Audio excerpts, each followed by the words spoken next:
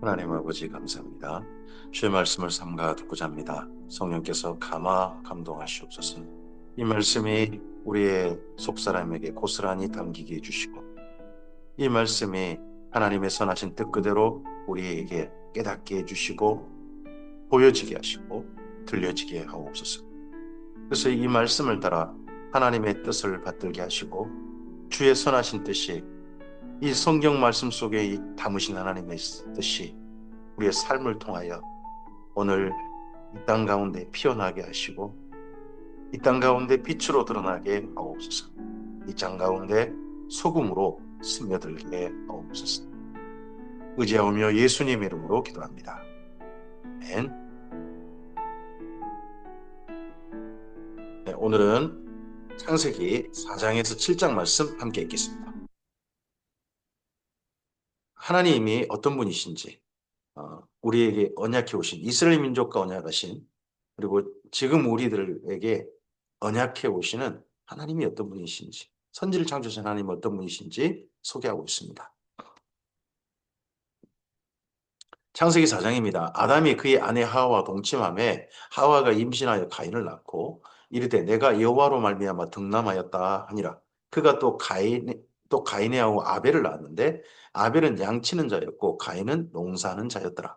세월이 지난 후에 가인은 땅의 소산으로 제물을 삼아 여호와께 드렸고 아벨은 자기도 양의 첫 새끼와 그 기름으로 드렸더니 여호와께서 아벨과 그의 제물은 받으셨으나 합니다. 창세기 1장부터 11장까지 읽을 때 한 가지를 염두에 둬야 됩니다. 1장부터 특히 9장 그 정도까지 기억하셔야 될 게 있습니다. 그게 뭐냐 그러면 아담 때부터 노아 홍수 때까지 시간을 약 2000년, 여기 족보상으로만 봐도 한 2000년 그렇게 되는 시간인데 그 시간 가운데 그 이후 노아 홍수 이후 세대에게 꼭 알려주어야 할 중요 사건만 기록하고 있다는 겁니다.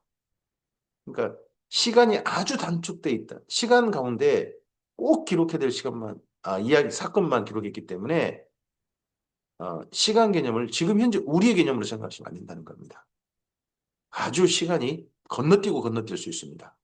오늘 여기 말씀에도 4장 3절에 세월이 지난 후에 라는 표현이 단순한 표현입니다만 자녀를 낳고 난 다음에 이들이 제사를 드릴 정도의 시간이 지난 겁니다. 이 시간이 어느 정도냐?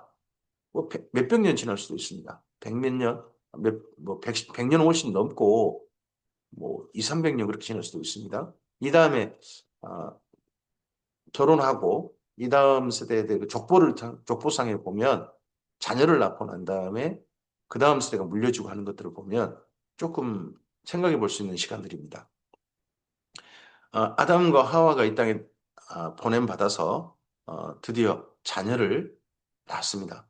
이 자녀를 낳았다는 것이 또 하나님의 은혜요, 하나님의 사랑입니다. 정령 죽으리라 해서 이들의 삶이 끝나버렸다면, 그걸로 끝났다면, 이 자녀를 낳았다는 것이 뭐 그냥 어떻게 보면 끝났다라는 말이 될 수도 있는데 기회가 물려졌다. 하나님께로 돌아갈 수 있는 기회가 물려졌다 하는 부분에 있어서 이 자녀를 낳았다는 부분은 굉장히 소중한 겁니다. 오늘 우리들도 하나님께 돌아갈 수 있는 기회가 주어졌습니다. 마찬가지로 우리는 돌아갈 수 있는 기회를 물려줄 수 있습니다. 자녀를 만든다는 건요. 그 자녀를 낳았는데 자녀 두 명을 특별히 얘기합니다. 가인과 아벨입니다. 이 외에 누구를 더 낳았느냐? 성경은 거기에 집중하지 않습니다. 이 두 명이 하나님께 제사 드리는 데 집중합니다. 제사 드리는데 세월이 지난 후에 이들이 제사 드렸다는데 이 제사 드린 사건은 가인과 아벨이 아마도 아담과 하와처럼 부부의 부부로서 어떤 삶을 시작한 다음에 사건일 겁니다. 왜냐하면 창세기의 제사는 대부분 거의 다 족장으로서 제사거든요. 그러니까 가족의 가장으로서 제사입니다. 그러다 보니까 가인과 아벨도 그렇게 보셔야 됩니다. 왜냐하면 이 다음에 또 가인이 쫓겨날 때 땅 굿으로 또 유리할 때 노당을 유리할 때 보면 그의 아내와 함께 하는 게 보입니다. 그 가운데 두 사람은 각각 농사의 다른 방법으로 한 사람은 땅을 일구는 곡식 농사를 했고 한 사람은 목축을 했습니다. 근데 목축 가운데 두 사람이 제사를 드리는데 약간 방법이 다릅니다. 가인은 그냥 땅의 소산으로 드렸다고 돼 있고 아벨은 자기가 기르는 목축하는 그 모든 짐승들 가운데 양의 첫 새끼와 그 그림이라고 합니다. 양의 첫 새끼와 기름. 근데 이거 보면 가인과 아벨 시대, 이때 시대에 이미 죽음이라는 것은 알고 있는 걸로 보입니다. 짐승이 죽는다는 것, 사람이 죽는다는 건 모르지만 짐승을 죽이지 않습니까? 양의 첫 새끼, 이렇게 짐승을 죽이는 이런 걸로 봐서는 짐승들은 죽이는 건 이미 경험했을 겁니다. 단 사람이 죽는 걸 아직 경험해 보지 못한 그런 시대인 거죠. 그러다가 아벨의 제사를 받으셨다는데 그 아벨과 그의 제물을 받으셨다고 할 때 이 받으셨다는 표현은 바라봐 주셨다는 뜻입니다. 하나님께서 외면하시던 하나님께서 쳐다봐 주셨다. 호의를 가지시고 만나실 의사를 가지시고 바라봐 주셨다. 우리가 하나님께 제사를 예배를 드릴 때 예배를 받으셨다. 하나님께서 받으셨다는 말 다른 게 아닙니다. 우리를 호의를 가지고 만날 의사를 가지시고 우리를 바라봐 주셨다. 하면 그게 우리 예배를 받으시는 게 되는 겁니다. 그런데 가인과 그의 제물은 받지 아니하신지라 합니다. 그럼 가인과 그의 제물에게는 외면하셔 버렸다는 겁니다. 쳐다보지 않으셨다는 겁니다. 우리의 예배를 하나님께서 바라봐 주시기 바랍니다. 오늘 우리의 삶을 하나님께서 바라봐 주셨으면 좋겠습니다. 호의를 가지시고 그냥 화가 나서 바라보시긴다든지 놀라서 바라보신 게 아니라 정말 우리와 함께하고 싶으셔서 바라봐 주시는 그러한 하나님의 오늘 우리를 향하신 시선이었으면 좋겠습니다. 근데 받지 않으시니까 이 받지 않으심이 어떻게 제사 가운데 나타났는지 우리는 알지 못합니다. 다만 가인과 아벨은 하나님께서 나를 바라봐 주셨다, 바라보지 않으셨다를 감각했다는 건 분명합니다. 지금 우리는 예배 드릴 때 하나님 우리를 바라봐 주신지 또 하나님께서 우리를 외면하시는지 잘 감각이 안 되지 않습니까? 근데 이들은 분명히 감각했을 겁니다.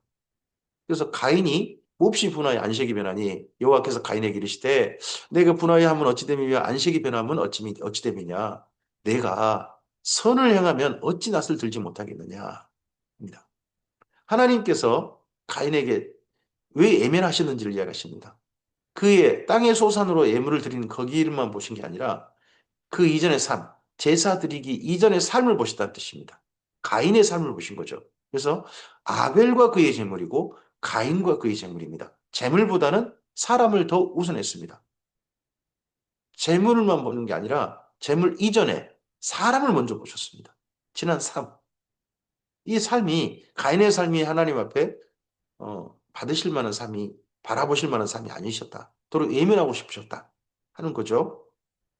선을 행하지 아니하면 죄가 문에 엎드려 있느니라. 죄가 너를 원하나 너는 죄를 다스릴지니라. 죄가 지금 여기 가인을 원하고 있다는 겁니다. 너는 근데 죄를 다스려라. 하나님께서 죄를 다스려 주시겠다고 하지 않습니다. 죄를 다스리는 것은 가인 네가 해야 된다. 근데 하나님께서는 가인 속에 지금 품고 있는 죄의 소원을 보셨습니다.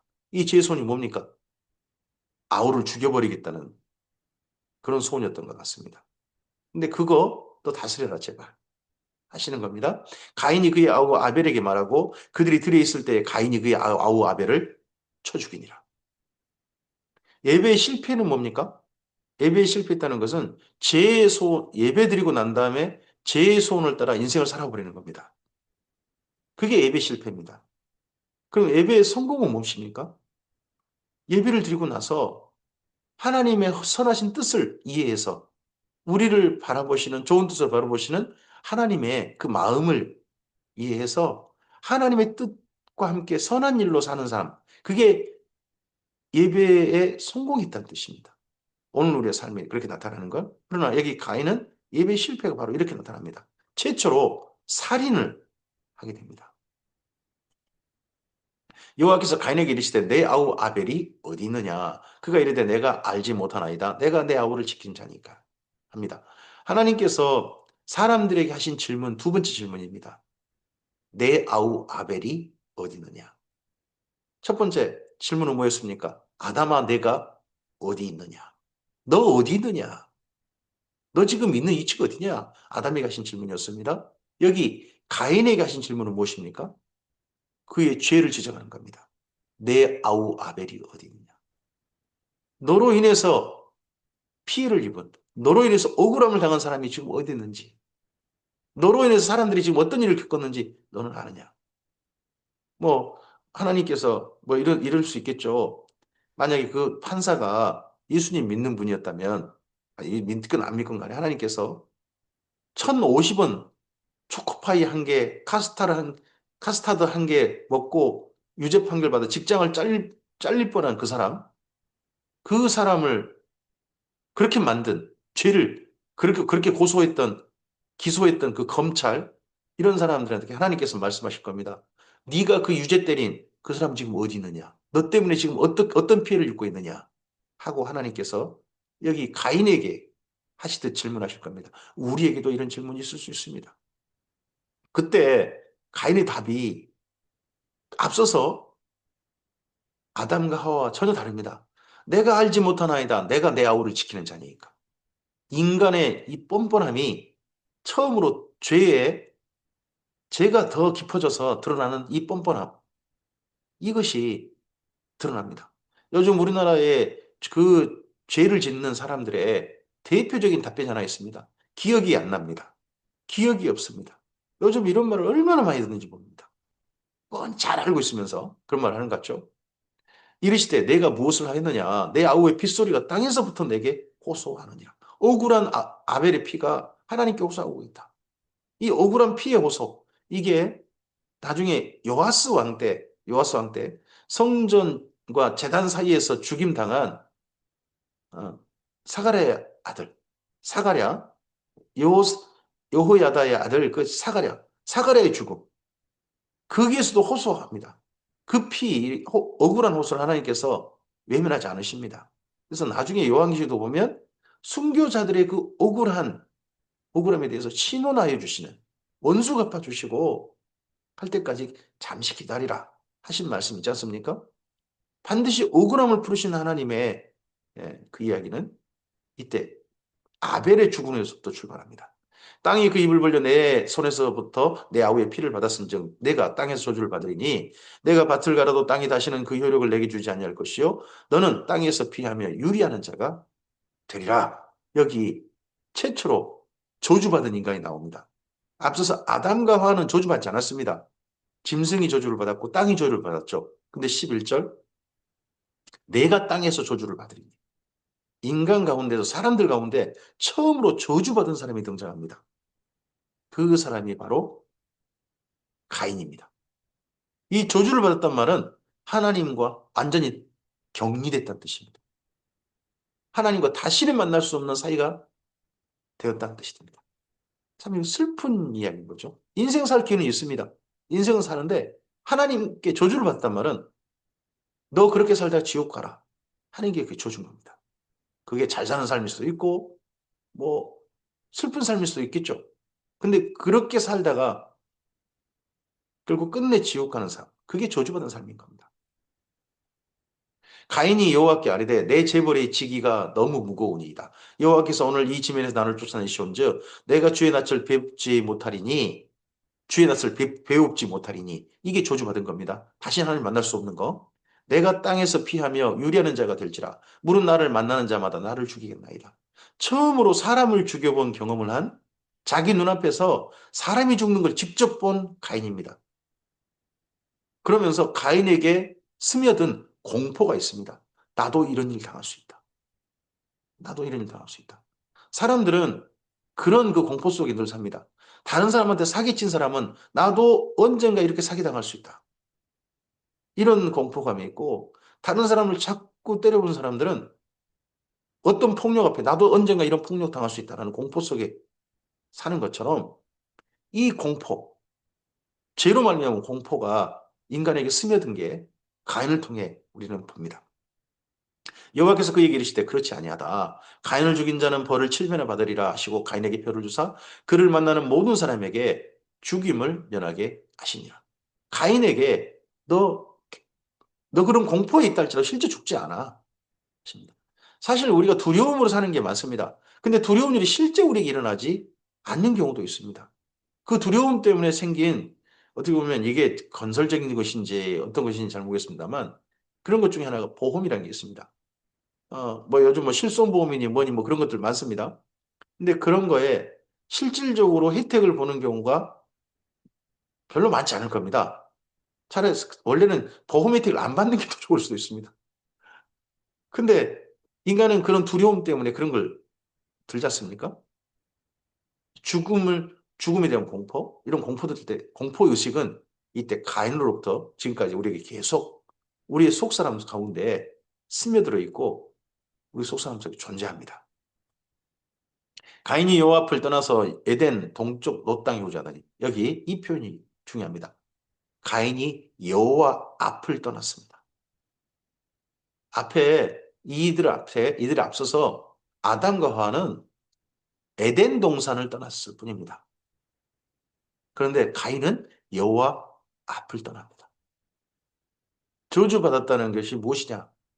인생을 하나님 앞을 떠나서 사는 겁니다. 하나님 앞에 서 있으면 그 인생이 괴롭든 힘들든 오늘 평안하든 오늘 여유롭든 하나님 앞에 있다면 그의 삶은 복 있는 삶입니다. 하나님께서 맨 처음 주신 복을 주사 하는 그 삶인 거죠. 근데 하나님 앞을 떠난 삶, 그 이후 삶이 풍요롭든 어떻든 간에 그게 저주받은 거죠. 아내와 동침함에 그가 임신하여 에녹을 낳은지라 가인이 성을 쌓고 그 아들의 이름으로 성을 이름하여 에녹이라 하니라. 에녹이 이랏을 낳고 이랏은 무후야엘을 낳고 무후야엘은 무드사엘을 낳고 무드사엘은 라멕을 낳더라. 라멕이 두 아내를 맞이하였으니 하나님께서는 한 남자와 한 여자가 만나 가정을 이루기를 맨 처음 아담과 하와를 만나게 하시면서 하신 말씀이 있습니다. 그게 결혼 제도에 하나님이 주신 창조 원리죠. 그런데 그 창조 원리를 파기한 사람이 이 가인의 후손 중에 나옵니다. 이 가인의 후손의 여기 사장에 나오는 표현들을 보면 죄를 더하고 있는 인간들이 보입니다. 죄는 죄를 낳고 또 그 죄는 또 다른 죄를 낳고 죄는 죄를 낳습니다.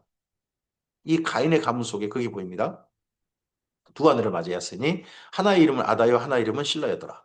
아다는 야발을 낳았으니 그는 장막에 거주하며 가축 치는 자의 조상이 되었고 그 아우의 이름은 유발이니 그는 수금과 퉁소 잡는 모든 자의 조상이 되었으며 실라는 두발가인을 낳았으니 그는 구리와 쇠로 여러 가지 기구를 만드는 자요 두발가인의 누이는 나아마였더라. 라멕이 아내들에게 이르되 아다와 실라여 내 목소리를 들으라. 라멕의 아내들이여 내 말을 들으라. 나의 상처로 말미암아 내가 사람을 죽였고 나의 상함으로 말미암아 소년을 죽였도다. 한 사람 죽여서 하나님 앞에 떠났던 사람이 있었죠. 그 가인입니다. 근데 가인의 우선 라멕은요, 자기한테 상처를 줬다는 것 때문에, 자기를 상하겠다는 것 때문에 다중 살인합니다. 이래저래 사람을 죽여버립니다. 한 번 사람 죽이는 것에 그 양심에 그냥 걸려가지고 다시는 안 하는 사람도 있겠지만, 그것이 사건이 자기한테 오는 이익 때문에, 뭐 그런 것 때문에, 막 양심이 무뎌진 사람들은 그런 일을 또 자행합니다. 자기 가지고 있는 힘을 계속해서 범죄에 자행하는 사람도 있습니다. 그 힘을 다른 사람한테 피해를 주면서 다른 사람한테 폭력을 행하면서 말이죠. 라멕이 바로 그런 사람의 어떻게 보면 시조 같은 사람이 됩니다. 가인을 위하여 벌이 7배일진데 라멕을 위하여는 벌이 77배이로다 하였더라. 더더구나 라멕은 하나님의 말씀, 여기 가인에게 주셨던 하나님의 그나마 은혜, 저주받은 가인에게 주셨던 하나님의 은혜를 또 어떻게 보면 비아냥거립니다. 하나님의 말씀을 조롱합니다. 응. 가인한테는 벌이 7배라고 나한테 달라졌다면 벌이 77배일 거야. 그 벌을 누가 줄까요? 라멕 스스로 주는 거죠. 이런 식으로 조롱했던 사람. 그러니까 하나님의 말씀도 조롱하고 하는 저주받은 인간의 점점점 모습이 좀 돼가는 거죠. 아담이 자기 아내와 동참함에 그가 아들을 낳아 그 이름을 셋이라 하였으니 이는 하나님이 내게 가인을 죽인 아벨 대신에 다른 씨를 주셨다 함이며 셋도 아들을 낳고 그 이름을 에노스라 하였으며 그때 사람들이 비로소 여호와 이름을 불렀더라. 이 가인의 가문, 가인의 가계와 달리 아담은 아벨 대신에 셋을 얻습니다. 그리고 그 셋이 태어나서 셋 이후 에노스 이렇게 가면서 한 가지 이 아담의 후손들이 무슨 일을 했는지가 보입니다. 여러 가지 일들이 있겠죠. 근데 한 가지만 기록합니다. 그게 뭐냐? 사람들이 비로소 여호와 이름을 불렀더라.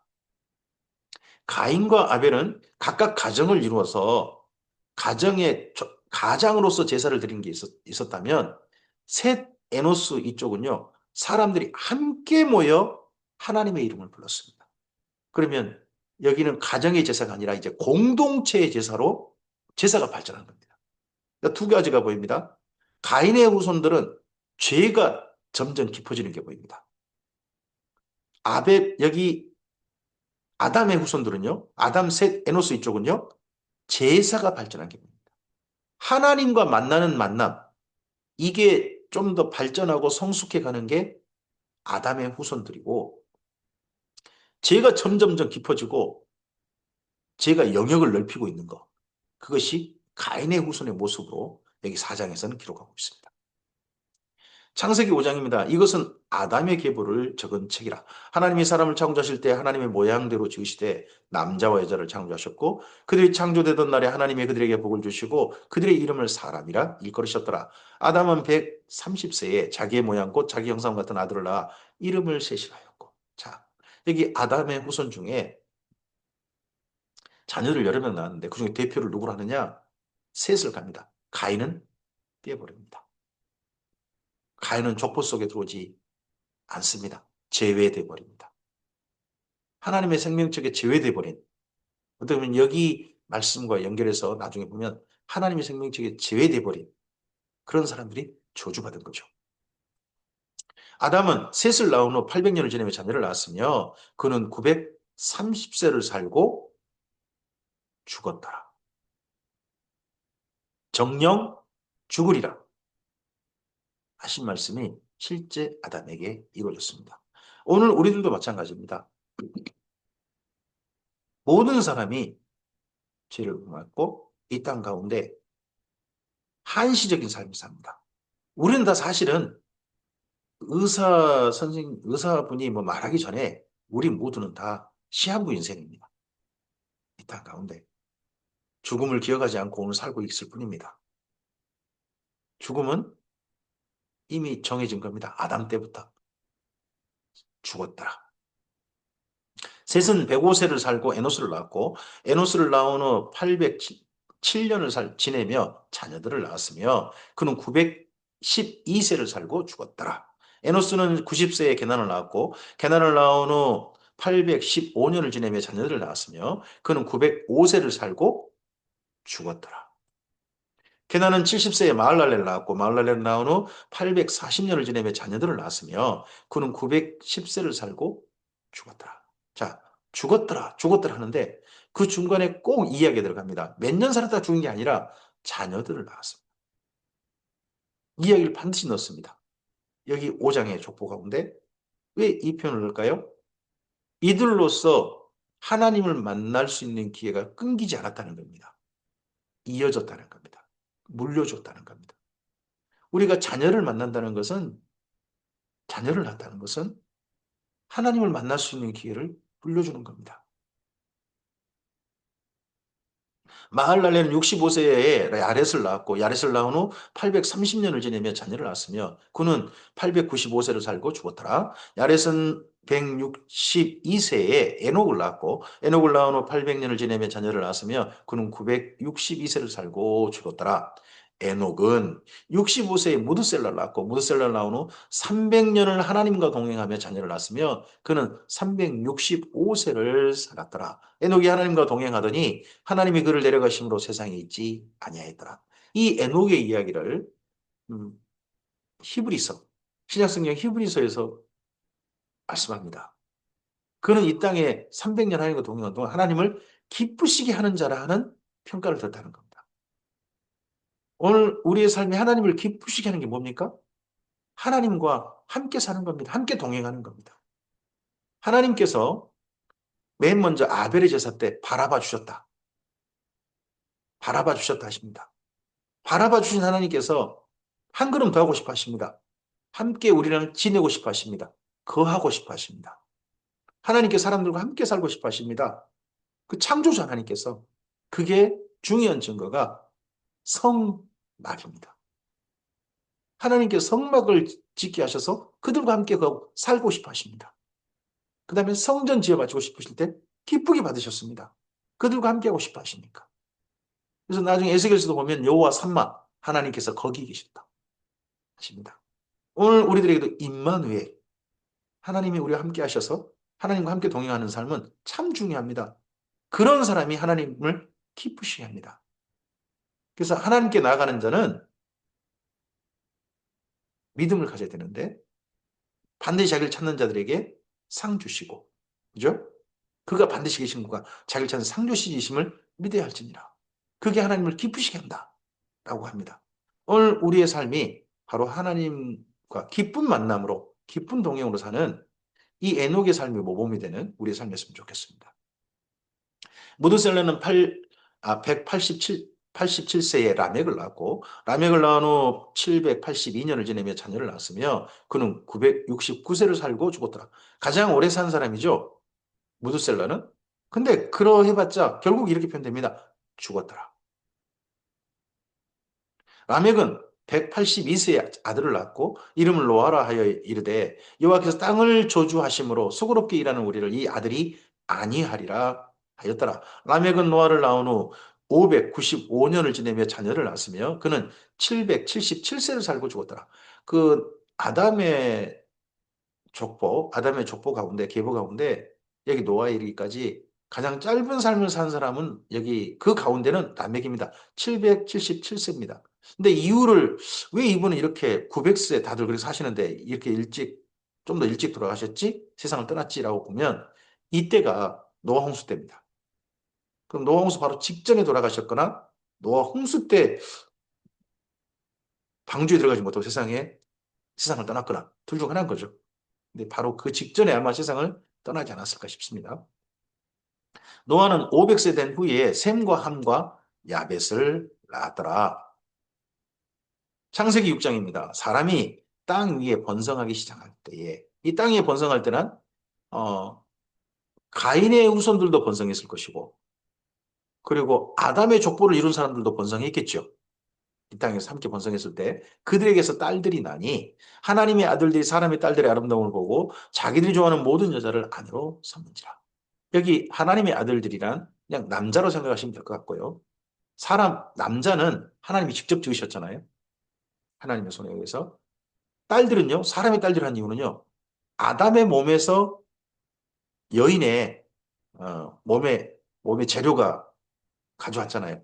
그러니까 남자의 몸에서 출발됐기 때문에 사람의 딸, 여자는 이렇게 표현하고, 남자는 하나님의 아들이라는 이유는 하나님께서 직접, 하나님이 근원이 되니까. 바로 그런 표현으로 생각하시면 되겠습니다. 근데 중요한 게 뭡니까? 남자가 여자들의 아름다움을 보고 자기들이 좋아하는 모든 여자를 안에 삼는지라. 라멕이 앞서서 가인의 후손 라멕이 퍼뜨린 그 결혼 관계를 깨뜨리는 그걸 여기가 세상에 유행해 버립니다. 일반적이 돼 버립니다. 여호와께서 이르시되 나의 영이 영원히 사람과 함께 하지 아니하리니 이는 그들의 육신이 됨이라. 그러나 그들의 날은 120년이 되리라 하시니라. 언젠가 심판의 날이 오게 되는 가장 중요한 이 땅에 기준이 있습니다.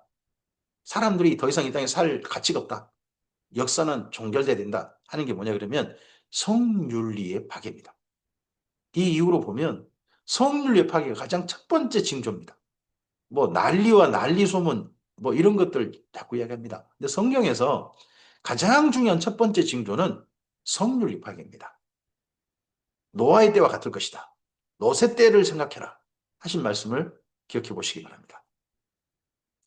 당시의 땅에는 네피림이 있었고 그 이후에 하나님의 아들들이 사람의 딸들에게 들어와 자식을 낳았으니 그들은 용사라 고대의 명성 있는 자들이었다. 여기 네피림이라는 사람들은 뭐 흔히 자이언트, 거인 이렇게 표현되는 번역되는 표현입니다. 근데 이 표현은 다른 의미가 또 있습니다. 그게 뭐냐 그러면 폭력자입니다. 힘을 가졌는데 그 힘을 폭력으로 행사하는 사람들이란 그런 표현도 있습니다. 근데 이 다음을 이제 보시면 그게 보입니다. 여호와께서 사람들의 죄악이 세상에 가득함과 그의 마음으로 생각하는 모든 계획이 항상 악할 뿐임을 보시고 땅 위에 사람 지으셨음을 한탄하사 마음에 근심하시고 이르시되 내가 창조한 사람을 내가 지면에서 쓸어버리되 사람으로부터 가축과 기는 것과 공중의 새까지 그리하리니 내가 그것들을 지었음을 한탄함이니라 하십니다. 하나님께서 사람들이 잘못하고 사람들이 약해지니까 이 지구라는 별에 생명을 가득하게 하셨던 것까지도 판단하셨습니다. 오늘 우리 때문에 하나님께서요, 모든 것들을 이 땅에 존재하게 하신 것을 보람을 누리실 수도 있습니다. 사람 때문에요. 근데 정반대로 사람 때문에 이 지구라는 별을 존재하게 하신 것마저도 하나님께서 판단하실 수도 있으실 겁니다. 우리 때문에 하나님께서 이 땅에 지구라는 별을 존재하게 하셨으면 보람을 누리시게 하는 사람으로 우리 삶이 나아갔으면 좋겠습니다. 그러나 노아는 여호와께 은혜를 입었더라. 이것이 노아의 족보니라. 이 족보, 계보라는 표현이 창세기에 10번 나옵니다. 그 중에서 이제 아담의 족보가 있었죠. 이제 노아의 족보, 세 번째 족보 표현이 나왔습니다. 노아는 의인이요 당대의 완전한 자라. 그가 하나님과 동행하였으며 세 아들을 낳았으니 셈과 함과 야벳이라. 그때 온 땅이 하나님 앞에 부패하여, 부패했단 말은요 썩었다는 거죠. 썩었습니다. 이 썩게 한 사람도 사람들입니다. 근데 사람들이 무엇이 세상을 썩게 하느냐? 포악함이 땅에 가득한지라. 성윤리 파괴가 그다음 뭘로 이어집니까? 포악함. 아까 네피림, 자이언트. 그들이 폭력으로 행사한 자라고 하지 않습니까? 폭력이 세상을 지배하는 세계가 돼버린 겁니다. 가진 힘을 폭력으로 사용하는. 우린 지금 전 세계가 가장 강력한 나라들의 폭력에 전 세계가 그냥 눈치를 봐야 되고 어려움을 겪고 있는 걸 봅니다. 폭력을 행사하는 나라를 보이지 않습니까? 러시아라고 하는 그 강력한 나라의 폭력이 전쟁에 얼마나 큰 피해를 입고 있는지 그걸 보입니다. 그리고 미국과 중국이라는 나라의 그 폭력이 전 세계를 얼마나 힘들게 하는지, 우리나라를 얼마나 힘들게 하는지 우리는 봅니다. 또 우리나라도 국가 권력이라고 하는 그 권력을 국민이 맡긴 사람이 그걸 폭력으로 행사하니까 얼마나 힘든 일이 오는지를 우리나라는 직접 겪어야 했습니다. 폭력으로 행사하는 것. 세상에 포악함이 가득하고 이 포악함이 세상을 지배하게 되어지면 주님 오시는 겁니다. 두 가지를 위해서 보셔야 됩니다. 하나는 성윤리 파괴, 또 하나는 폭력이 지배하는 세상입니다. 사랑이 식어져서 불법이 상한다는 표현은 다른 게 아닙니다. 폭력이 정당화돼 버리는 그런 시대가 되는 겁니다. 하나님이 보신즉 땅이 부패하였으니 이는 땅에서 모든 혈육 있는 자의 행위가 부패함에 따라 어떻게 되면 부패한 겁니까? 폭력이 우선되는 것. 그래서 다시 한번 말씀합니다. 하나님이 노아에게 이르시되 모든 혈육 있는 자의 포악함이 땅에 가득했다. 폭력, 포악함. 그 끝날이 내 앞에 이르렀으니 내가 그들을 땅과 함께 멸하리라.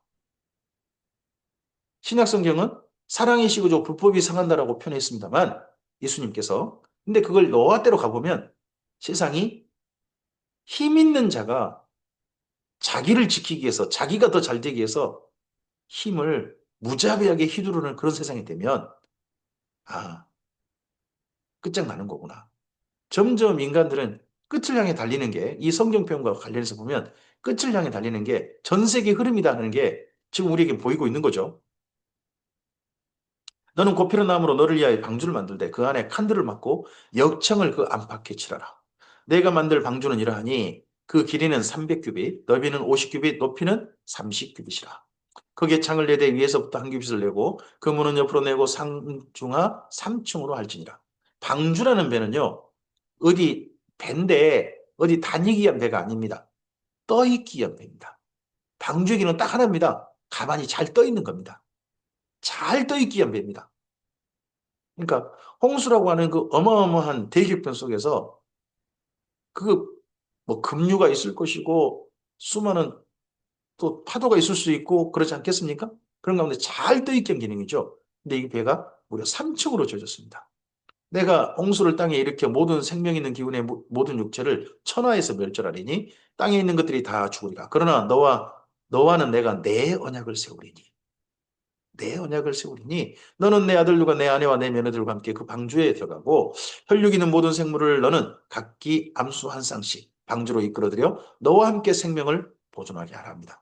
생명체들, 움직이는 생명체들을 암수 한 쌍씩 합니다. 나중에 보면 암수 7씩 오는 것도 있습니다. 근데 정한 동물은 암수 7씩이고 부정한 동물은 암수 한 쌍입니다. 근데 이 땅 가운데 암수 한 쌍씩 하는 걸로 봐서는 부정한 동물이 훨씬 많은 거죠.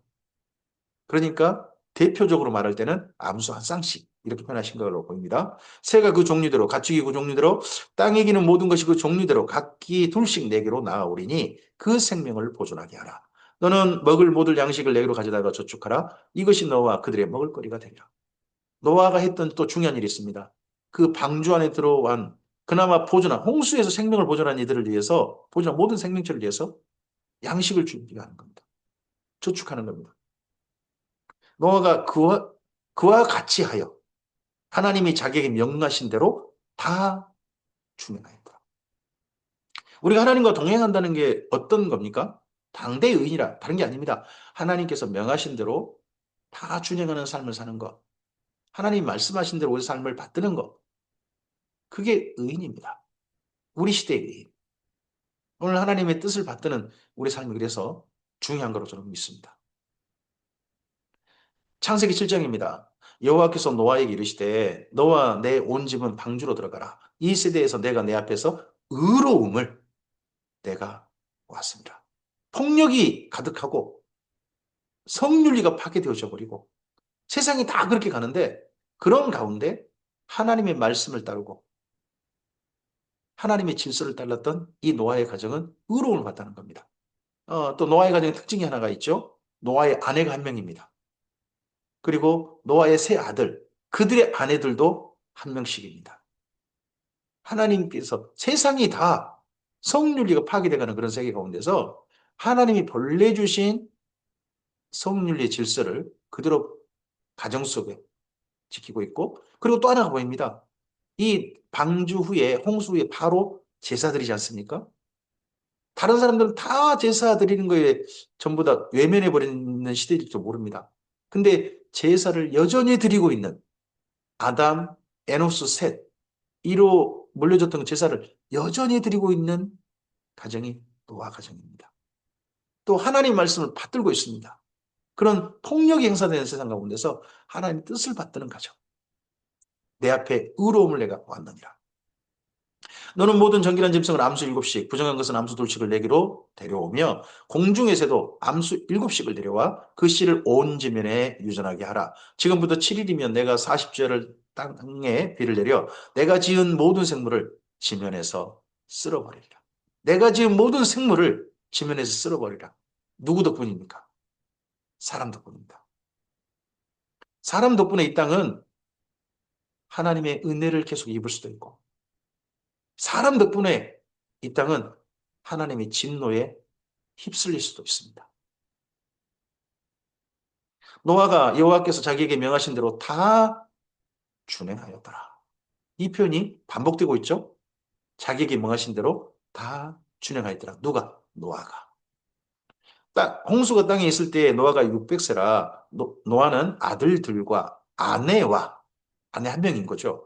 며느리들과 함께 홍수를 피하여 방주에 들어갔고 정결한 짐승과 부정한 짐승과 새와 땅에 기는 모든 것은 하나님이 노아에게 명하신 대로 암수둘씩 노아에게 나와 방주에 들어갔으며 여기 모든 움직이는 생명체, 방주에 들어갈 생명체들은요.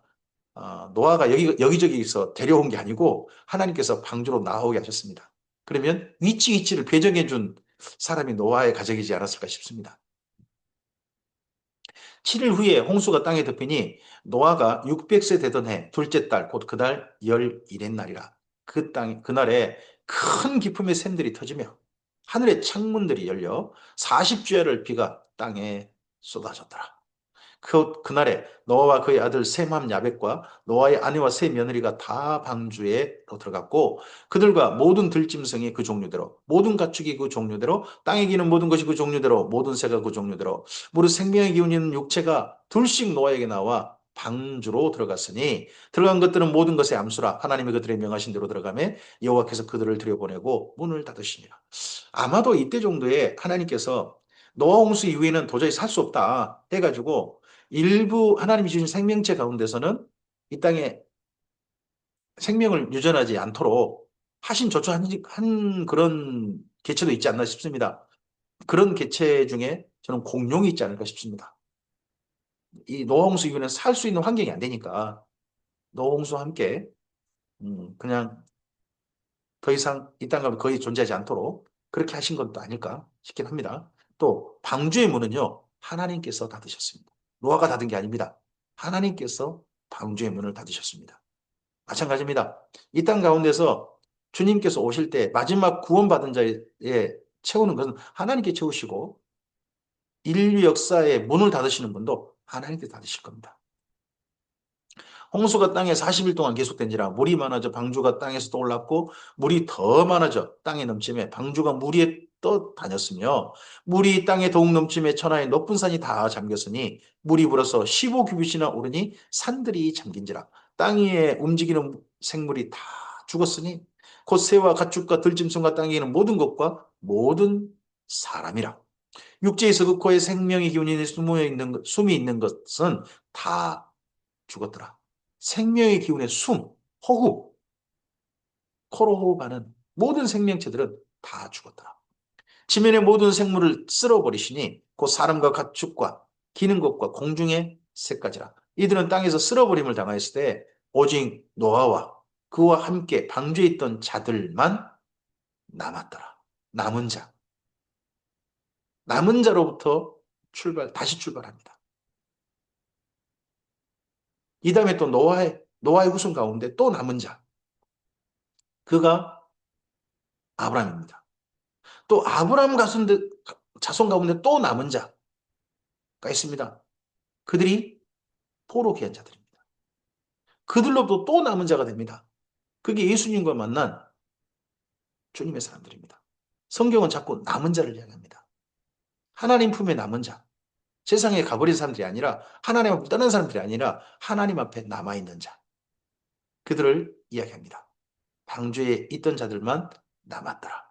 물이 150일을 땅에 넘쳤더라. 여기까지입니다.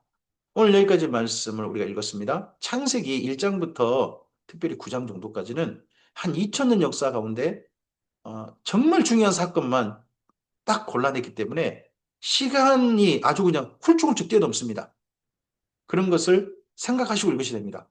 노홍수 이전의 사건 가운데 가장 중요한 사건, 노아의 후손들, 이 홍수 이후 생존한 사람들에게 꼭 알려줘야 될 중요한 사건, 하나님의 분이 어떤 분인지를 꼭 알려줘야 될 그런 사건들을 골라서 기록한 겁니다.